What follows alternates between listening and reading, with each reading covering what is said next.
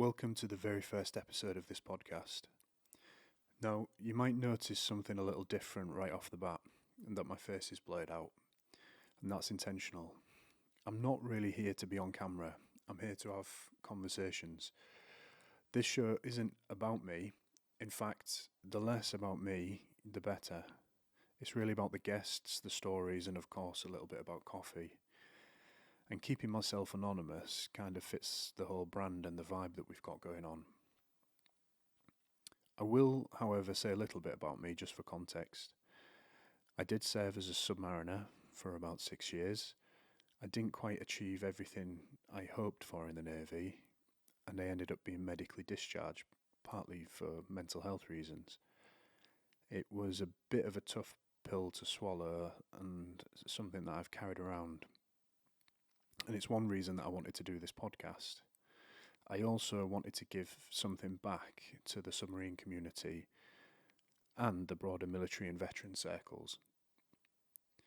Now, we often get asked to send out free coffee to all sorts of groups, and while I'd love to do that for everyone, we'd go bust if we did.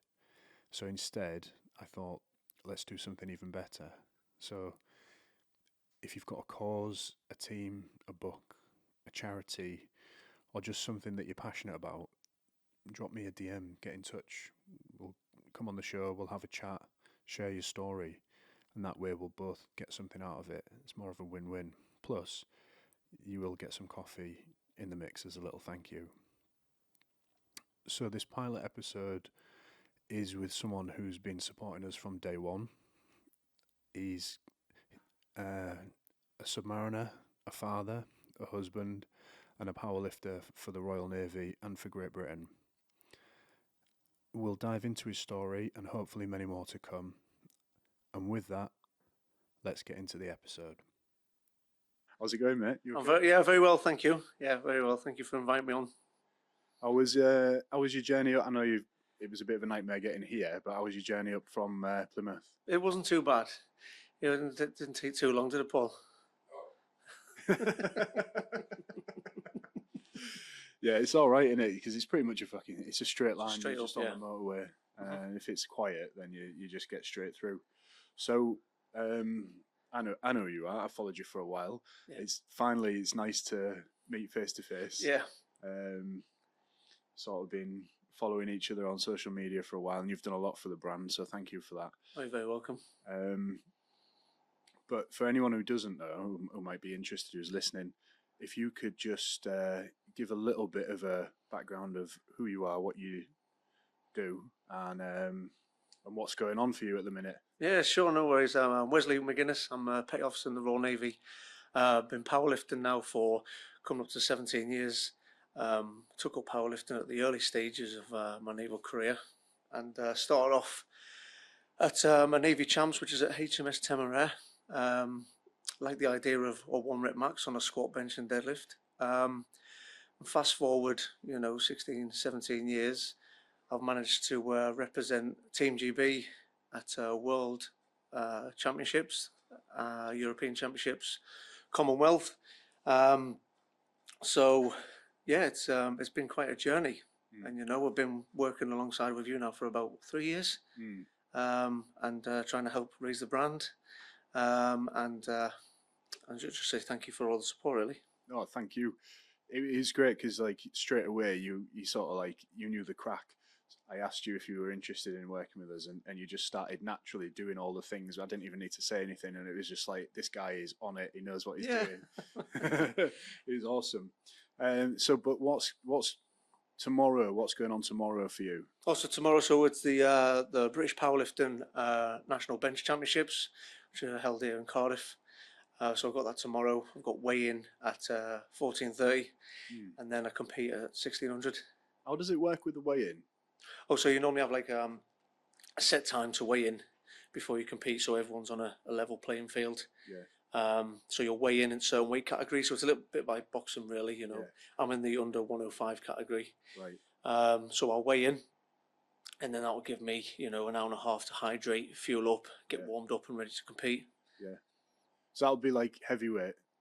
And then have you got super heavy? Yeah, so you've got your 105 category, then you've got your minus 120 category, and then the super heavies, which is the plus 120 category. Fucking hell, big boys. Yeah, some real big guys. Jesus. And how was it looking for? I mean, you feeling good? Feeling strong? Training's been going well. Everything's been going nice and smooth in training. So it's just about performing on the day, really. So I've got some good people around me to keep me headstrong and focused. The thing with powerlifting is the proof is in your training. You can't just randomly pick a number and expect to squat, bench, or deadlift it. If you put the work in, you should, in theory, be able to reap the rewards and press it on the stage. Yeah. So we've put a lot of work in, and we should be able to deliver tomorrow, hopefully. Yeah. Yeah, I remember years ago. There's loads of training advice you can get online, and you see all these YouTube videos and people. It's massive now, but years ago, prior to the internet, probably a similar age. Yeah. I remember being in the gym with a guy, and he had printed out essentially what was like an Excel spreadsheet, and it was like week 1, week 2. It had all 52 weeks, and like, young lads, we were there trying to bench 100 and we couldn't do it. I still can't bench more than 100 really. But this guy, he had it. He was like, no, so he'd worked it out on so many, like maybe 70% max for a certain number of reps, and he'd done this calculation where he said, right, okay, if I can lift that now for so many reps, to get to 100, he planned it, and he would incrementally add like 1.52 kilos a week, say, to his bench, and it cumulative. It's massive now, cumulative overload. You hear it all the time, but that's what it was, and it's still how it works. Yeah. It's just periodization, and it's being smart, breaking it down into blocks to if you want to get to that point, you've got to do certain amounts of training to reach that target. And eat and rest. Yeah, and recovery is a huge one. You can train as hard as you want, but if you're not recovering and sleeping and doing the basics, you're not going to recover. So, with that resting and eating, do you ever seen Joe Marler's podcast? Yes. Have you seen the one with the big guy, the power? And he's like, "What? How do you start your day? What's your diet like?" And didn't he say something mad like, "Oh yeah, I have a 12 egg omelette or something like that." Yeah.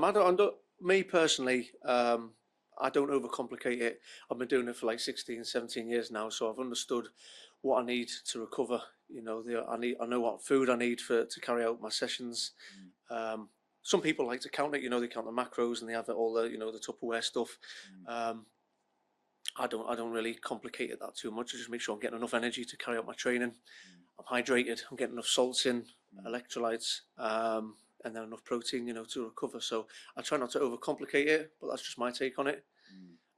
It's quite difficult, in my opinion, to be balancing life, work, and everything. But for me, I just try and keep it as simple as possible, really. Yeah, I understand. Yeah, so kids is a massive one. I always used to look at people with kids and think, how on earth do you do? Because it's hard enough when you haven't got kids, and then anyone with kids, you're like, Jesus Christ. Yeah. Yeah, I've got 2 girls myself. It is difficult, but it's also very rewarding as well. They're just getting into their gymnastics and stuff, so they can see the dedication and time and effort I'm putting into my training. I'm hoping that'll, reflect to them, and they'll take that on board and see what the training produces. And when I'm telling them, it's a difficult one. You try and tell them to go to bed early to help them recover for their 3-hour sessions of gymnastics.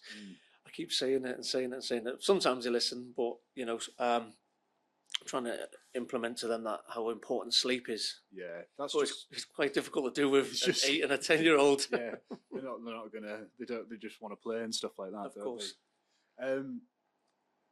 So one of the things that I wanted to ask you is because you're in an awesome position now on this. What's the pathway called in the Navy? This is excellence. Something to do with fitness. So it's to do. So you're essentially. Okay, so basically, in 2021, I enrolled onto the Elite Athlete Scheme. Elite Athlete Scheme. That was it. Yeah, very fortunate to be introduced that by the head of Navy Sport. We took it from there. It was the same year I got promoted as well, so I had to get quite a lot of approval, chain of command, branch manager, career manager, head of Navy Sport had to sign it off, and then it had to go to director of people and training, and then it went all the way up to the second Sea Lord. Jesus. So there was a lot of a lot of work to be done there to get enrolled on that. And again, powerlifting is it's a minor sport. It's not like up there like a tier 1 sport like rugby, football, so it was quite a challenge.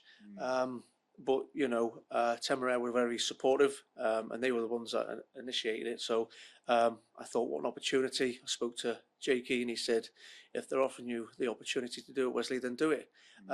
So I spoke to the head of British Powerlifting at the time. He supported me and said, look, I come up with an idea of not being completely removed from my core role. I asked for 24 months to see what we could achieve. And because you can imagine 24 months of solid, just committing to powerlifting, there's quite a lot of strain and stress on the body. And once the 24 months was up, we did a recap. And I come back into the submarine career.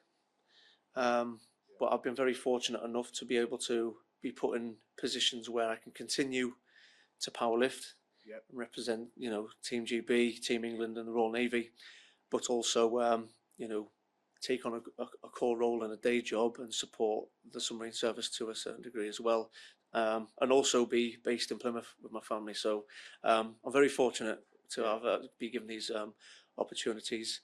But I think that the Navy see me as a bit of a I wouldn't say poster boy, but an advertisement of, look, you can take up a sport in the Royal Navy, at grassroots level. Even though grassroots wasn't around about at that time, you can take up a Navy championships, and by applying our core values, patience, you can get to the pinnacle point of your sport in time. And I think that's a good message to send across to our sailors and Marines across the fleet and across the all three services. To be fair, they all have their own elite athlete scheme. So it's just a good way of passing the baton on and saying, if I can do it, so can they. Absolutely. I think, and not only that, it's great to anyone who's thinking about joining as well, because you tell people you don't have to be the best footballer or the best rugby player. If you're good, you'll probably end up doing that for a living. What do they call it? A tracksuit sailor? Yeah, I've been called that. That's why the Royal Navy's come about with the grassroots sessions now. It's an introduction to all levels of sport, new sports that aren't recognised, to raise the profile. And I think it's an incredible thing, because when I first started, it was a lot of trial and error kind of things, but myself, Jakey Ferran, we donate our time and effort to, take the lead, of these grassroots in the southwest area, and raise the profile of sport, the importance of sport, and we're not going to be doing it forever, So again, it's a pass and the baton on to new talent that are coming through, and there's no benefit to being strong, right? there isn't. But if I can pass on the fundamentals of a squat, bench, and deadlift, and on how to execute them correctly, they can go onto their journey. It doesn't matter what sport they're doing; they can still take that knowledge and benefit their sport. Yeah, like a solid squat is going to get you far in rugby. Yeah, of course. A deadlift's a technical lift. If you do it wrong, you can really hurt yourself. Of course, and like I say, I'm 17 years in. I'm still trying to master it, and I know people who have been in the sport, double that time, and they're still in the pursuit of improvement. So. Yeah, absolutely. So what took you to join? When did you join the Navy? It was 2008. Did you join as a submariner, or did you? No. I initially joined up as general service, and then it was my divisional officer at the time. During training, he just mentioned, he says, "Well, have you ever thought about the submarine service?" And then we spoke about it a few times, and then I decided to pull the trigger on it and transfer over to submarines. Were they still doing the tower at that time? No, I've not been fortunate to do the escape tower. No, I was glad I never had to do it. no, it does look frightening, mind. I've seen some of the videos on YouTube. Yeah, Yeah. But so you joined 2008, transferred to submarine service, and which branch did you? Was you straight to Chef? Chef. Yeah. I joined up as a shore chef. Yep. And how long did it take you to? And was that was on T-boats, was it? Yes. Yeah. You stayed on T-boats the whole time? Yeah. I've been fortunate enough to be on T-boats. Yeah. Yeah. It seems to be like it's either one or the other. Yeah. There's a couple of branches that sort of can transfer and move around. Yeah. But most of the time, people stay with whatever they know. Yeah, of course. Platform like coxswains and stuff. I've known coxswains move around from different platforms, like V boats to T boats and stuff like that. Brill. And then so once you started getting into the lifting, that video of you in the North Pole is fantastic. Yeah. When I saw that, I thought this guy's incredible, and the balls on. Yeah. Someone messaged me as well when I put that video up. When you sent it to me, and I put it up the first time. When we're editing this, we'll put the video up so people can see it. Yeah, sure thing. I think I can't remember who it was. It might have been the chap who was it Hugo? No, or... was what's his name? John Norfolk. John Norfolk. Yeah. Was he? He was on board at the time. He messaged me and he said the ice was creaking. Yeah, he was one of the spotters. Yeah. Yeah. It was my old PO caterer and John Norfolk who was spotting. But again, these opportunities, come about in the Navy. We did ISEX 18. We surfaced at the most northerly point you can. And we broke through. Everyone was playing cricket up there. And I just thought, I was a Killick chef at the time. Yeah. I just thought, you know what, I'm not going to have this opportunity again. So I went down to the WSC, got a barbell and some plates. And fortunately, we had everyone going up into a chain to the main access. Yeah. And I just started moving it up there. And everyone was like, what are you doing? And I thought, it's bizarre, Wes. It does sound bizarre, but we got it up on the ice. And we could only have our phones out for like a couple of minutes because it was like minus 37 degrees. It would just shut down. So I was like, right, no one's going to ever be able to do this. So I was like, record this, got some squats up and some deadlifts because my old captain, Dave Burrell, he was a big into his weights as well. So he managed to capture a bit of a couple of moments up there as well. So absolutely incredible. Amazing. I don't think anybody else is going to be able to say they've ever done that. For anyone who doesn't know what ISEX, well, do you want to tell people what ISEX is? Yeah, it's just an operation. We worked with the American submariners.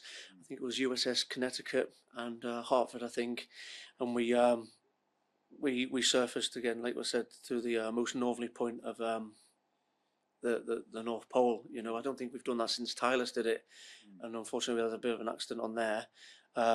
So we practiced a lot of our drills to make sure we got it right, and we didn't run the risk of anything like that reoccurring. But what an experience it was. It's a planned evolution. They take the submarine under the ice. They do a bit of a survey or something. I'm not fully. I remember someone explaining it to me, but they can somehow tell how thick the ice is. Yes. And the best place to surface through. Yeah. And I think even then the sub can only do it a certain number of times. Yeah. Before they kind of say not anymore because it might not. So you broke through the ice. Everyone's playing cricket and you decide to do the squat. That's amazing. Yeah. Well, if you look at the video that we'll upload, if you have a look on the casing and the ice that's we broke through, it's like that thick, and it does blow your mind. You just think, wow, we've just broken through that thickness of ice. Yeah, it's awesome. It's very impressive. How much was on the bar then in the end? Oh, I think we only had I think I grabbed up like 100 kilo. We don't have a great amount of weights on board, but I thought I just started moving weights up and I just thought, get it up there. But a lot of people have captured that and sent me messages saying, where can we use this? I've had it where British Powerlifting have used it, saying something along the lines of, Wes is at the North Pole doing squats. What's your excuse today? Something along the lines of that. Yeah. But yeah, again, it's another pitch to get people recruited and involved in the submarine service or the Navy in general. Look, these opportunities. So yeah. Yeah, fantastic. That's awesome. So after tomorrow, and good luck for tomorrow as well, by the way. What's What's your future looking like in terms of like when are the next competitions and how is your sort of career? Have you got a plan going forward and what's next?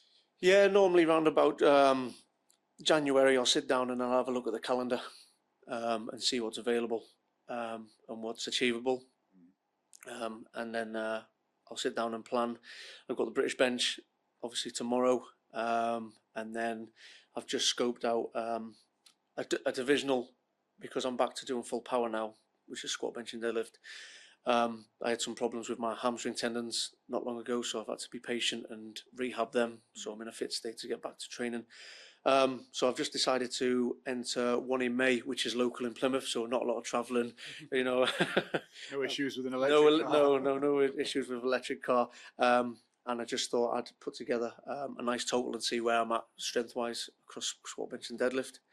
So I've got that, and then I'll have a bit of an indication of how I'm looking. And then if I do well tomorrow, if you podium, then you get the opportunity to share your interest to the head Team G coach, and then you can potentially be selected for internationals this year, so Worlds and Europeans. And then next year we've got Commonwealth again, Commonwealth every 2 years, so I'll be working towards that. So that would be the ultimate goal, is to, if you could win everything that you wanted to, all your dreams came true, would it be the gold at the Commonwealth? Would that be the top? Well, I did that last year in bench. That's what you got, was it? That's what I got last year in October in South Africa. Amazing. And that was my first international after my injury as well in my arm. Oh, that was nasty. So I was pretty pleased with that. I put a lot of work in to get back to my sport. So I was pretty pleased with that. But my main goal would be to win the Worlds. It may take me to become a master to win the Worlds, being a realist. But it's why is that? Sorry, they're just the talent pool at the moment. There's just some very, very strong people out there at the moment, and I'm a realist. You know, I'm not at that strength yet, not yet. Okay. So when I reach to the masters category, when I get to 40, hopefully I'm still healthy, fit and healthy. I will get a world title. I'm looking. Paul's just said 60. You'll be 60. How far realistically are you off? Like across the 3 lifts, how far are you off from? Are you close to any of them? Quite a while away. There's some really talented, strong people coming through at the moment. Yeah. It's about managing expectations, isn't it? What I've learned with my job, my family, you know, all the plates I'm spinning, you know, with work and life and everything, I try and stay in my lane and be a realist. You know, if there's a chance to go to the Commonwealths this 1 year, I'll train and see if I can get selected for that. You know, if I can do national bench and get selected for Worlds potentially, I'll aim towards that. And if it doesn't happen, there's always next year. You know, it's not like, if it didn't happen this year, guess what? We get back to training. We learn where we can improve. And we go again. That's the best way to attack it, I think. That's really what it is. I watch a lot of the stuff that you post on social media, and it might not be the most glamorous because it's a lot of the same. So it'll be you in your is it your garage? Yeah, it's my home gym. Yeah, my garage. Squatting, deadlifting, benching, and it'll be the same. But it's what I think is really impressive is like you look at any one day. The lifts are strong. Don't get me wrong. The lifts are, but it's the fact that you are so consistent. You don't seem to ever if I want to train, I'm lucky if I get a day in a week.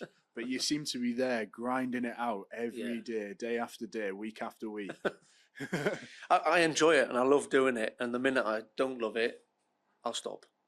I created my home gym, you know, during COVID and built it up as time went on. And I love doing it. I love progressing. I love all the qualities powerlifting brings. And like you say, I think powerlifting's boring unless you like powerlifting. You know, I can sit in a sports hall all day and watch people bench and squat and deadlift, but it can become very boring to some people. Like strongman's entertaining, isn't it? That's why it's on at Christmas, you know, over the Christmas period. But I love doing it, and it's very disciplined. You know, you've got a set rules and standards. You've got a bench press to, squat, and deadlift. And if you don't meet those expectations on a regional compared to even to a world stage, you won't get that lift past. And you really have to dial in on your technique, rules. We train to the rule standard all the time, even commands. You've probably seen them many a times. Jakey shouting, squat, bench, deadlift, all the all that kind of stuff. So it's implemented in me. So when it comes to competing, it comes second nature. Fantastic. Well, thank you very much for coming today. No, you're very welcome. I appreciate you taking the time out of your day, especially the day before with all the preparation for such a big competition ahead. So yeah, I just want to say thank you. Probably a good idea, I think, to end it there. If that's okay with you. Mm-hmm. Just because I've got to shoot off now as well. Yeah, I've got a wife and a little one at home as well myself. So yeah, but thank you, Paul, as well. I really appreciate it.